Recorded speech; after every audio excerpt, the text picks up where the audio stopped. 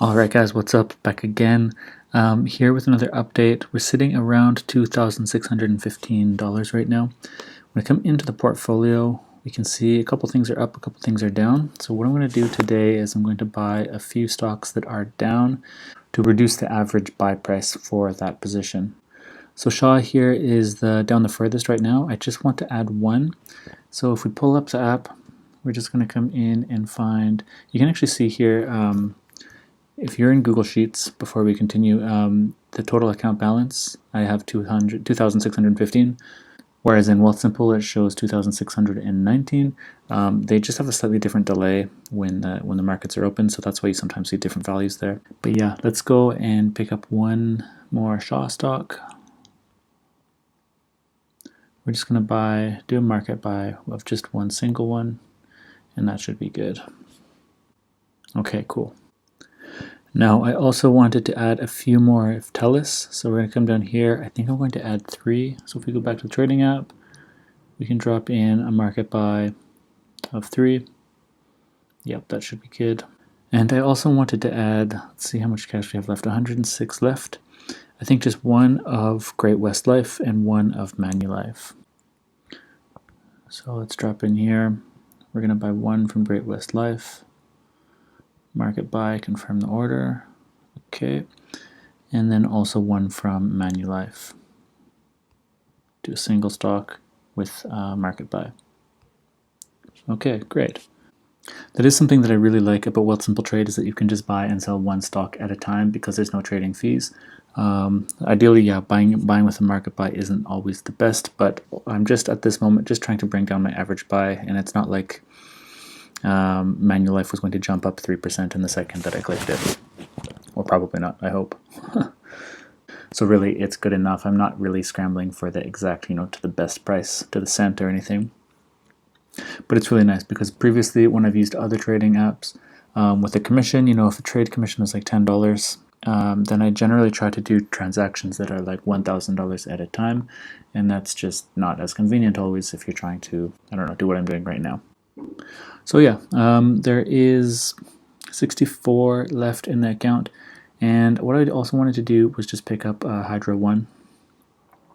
If we just type this in, it's Hydro 1, and I've got enough for 2, but I think I'm just going to buy one at a market buy for now.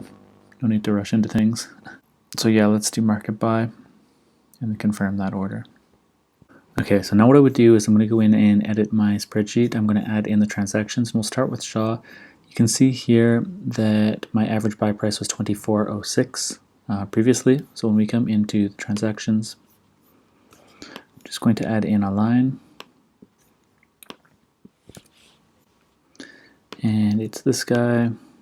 Today is October 28, and I just bought one at a price of $22.36.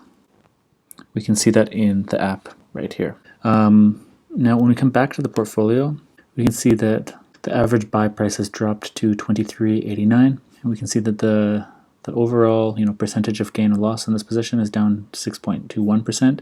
If we just take out what we had just put in, then it will be back up to 24.06 and 6.87. Now we don't want that to happen, so let's go back in, put in what we had. And yeah, that's the general idea here. I do plan on holding this for a very long time, so over time, if I can get my average buy price down, that's a good thing for me. And hopefully, eventually, at some point, the actual value will increase many months or years in the future. All right, I'm going to do the same thing for TELUS.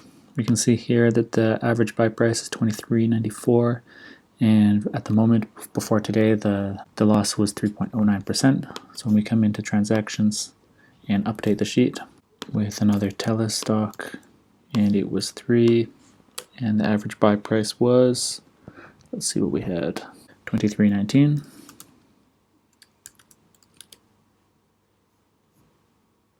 And we can see that the main portfolio sheet has been updated. Our average buy price now has dropped to $23.49, and the overall loss is 1.23% on this position. Alright, I'm going to do the same thing for Manulife and also Great-West Life and also Hydro 1.